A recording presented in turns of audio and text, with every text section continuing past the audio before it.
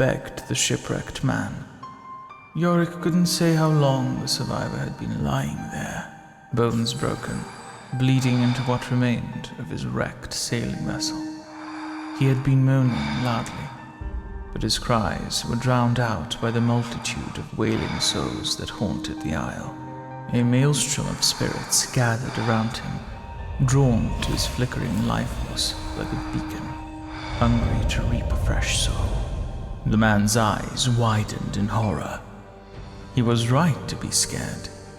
Yorick had seen what happened to lost spirits taken by the black mist, and this was warm flesh, a rarity in the Shadow Isles.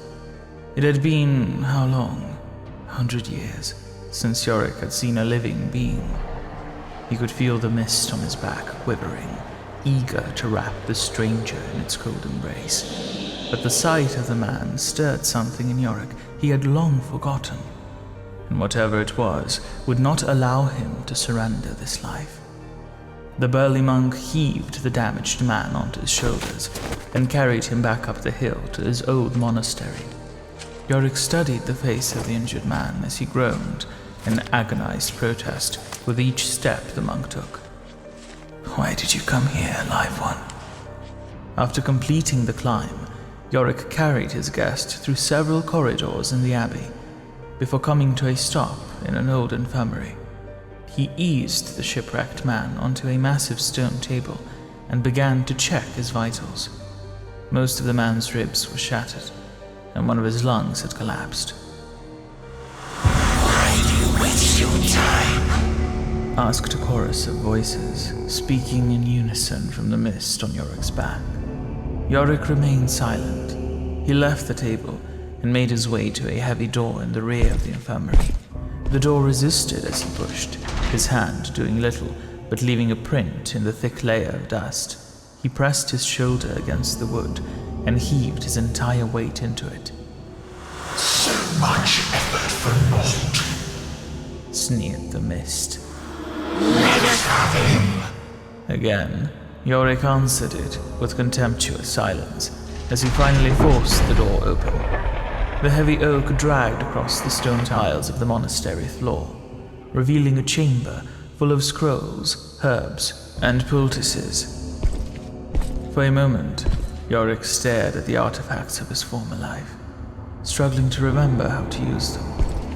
He picked up a few that looked familiar: bandages, yellow and brittle with age, and some ointment that had long turned to crust, and returned to the man atop the stone table.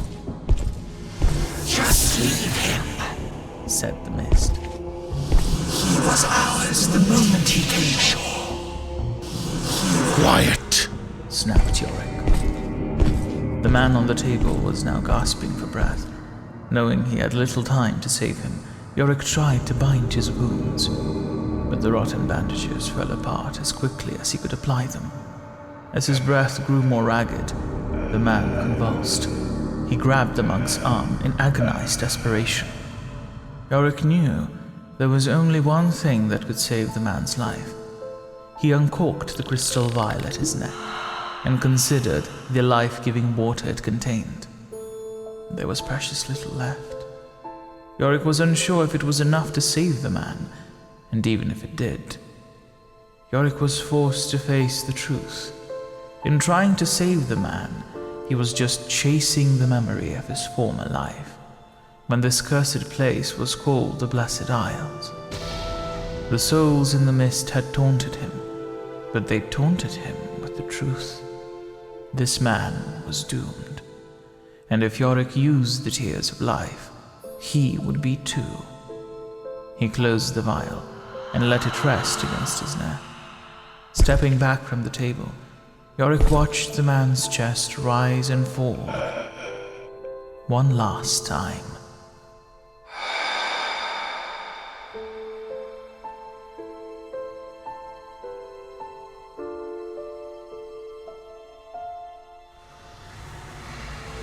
The black mist filled the room, spirits clawing out from it in anticipation. The mist shivered eagerly, then ripped the dead man's soul from his body. It uttered a faint, feeble cry before it was devoured by its new host. Yorick stood motionless in the room and uttered a barely remembered prayer. He looked at the soulless husk on the table, a bitter reminder of the task he had yet to complete. While the curse of the ruination remained, anyone who came to these isles would suffer the same fate. He had to bring peace to these cursed islands, but after years of searching, all he had found were whispers about a ruined king. He needed answers. With a single motion of Yorick's hand, a thin strand of mist poured into the man's body. A moment later, it rose from the table, barely sentient. But it could see, it could hear, and it could walk. "Help me," said Yorick. The body shambled out the door of the infirmary, its sloughing footsteps echoing through the halls of the monastery. It continued out into the foul air of the cemetery, walking through the rows of emptied graves. Yorick watched as the corpse trudged toward the center of the aisles until it disappeared into the mist. Perhaps this one will return with the answer.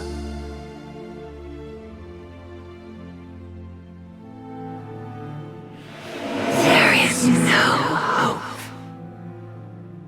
There is some.